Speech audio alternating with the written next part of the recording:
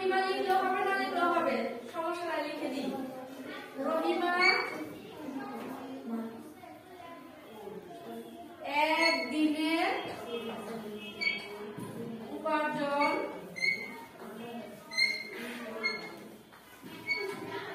করেন,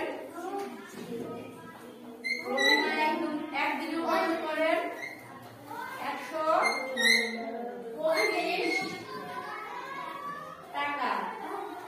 লেখা কি বোঝা গেছে? এইভাবে সাজিয়ে লিখতে হবে। আমি যা লেখার এক পাশে লিখছি না, এক পাশে লিখছি তো। আর আমার কথা ছিল কি, সংখ্যার পরে আমি বেশি ওয়ার্ড রাখবো না, একটা শব্দ রাখবো। আমার কথার সাথে কাজের সাথে মিল আছে কিনা? একটা শব্দ রাখছি না, টাকাটা লিখে দিছি শুধু, আর বাকি যা কিছু লেখা আমি বাম পাশে লিখে দিছি। এখন শুধু ডট ডট দিয়ে দেবো, এক কথা বারবার না লিখে ডট দিয়ে যাবো। সুতরাং রহিমা 25 দিনে উপার্জন করেন 125 গুণন 25 টাকা। কথা কি বোঝা গেছে? এখন তোমরা এখানে লম্বা করে দেখাতে পারো, কিংবা রাখ লিখে এখানে পাশে সাইডে করে দিতে পারো। 125 কে 25 দিয়ে গুণ করো। 5 5 25 এর 5 আছে 2, 5 দ্বিগুণে 10, 10 আর 2 এ 12, 12 আর 2 হাতে আছে 1, 5 একে 5 আর 1 এ 6। আমার মানে এককের ঘরের কাজ শেষ, তার কারণে এখানে একটা শূন্য বলবে। শূন্যটা আমি পরে বসাই, আগে দুই দশকের ঘরের কাজটা শেষ করি। 5 দ্বিগুণে কত?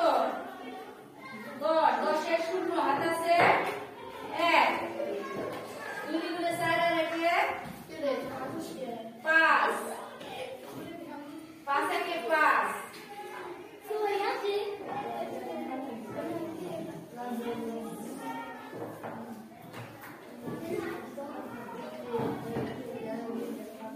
এখন আমি এখানে তারপর খালি রাখতে পারি না, এখানে একটা শূন্য দিয়ে বড় করে দিলাম। বোঝা গেছে কিনা?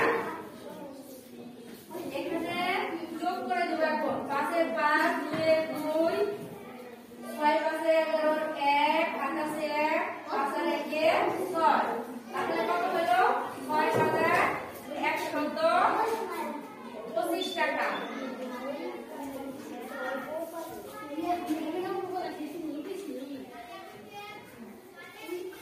তাহলে উত্তরে কি লিখতে হবে?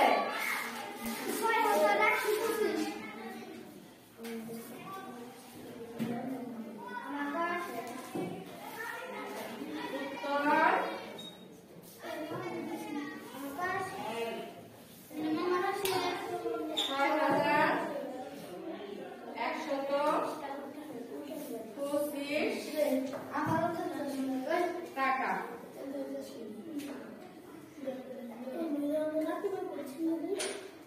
বোঝা গেছে? কারো কোনো সমস্যা?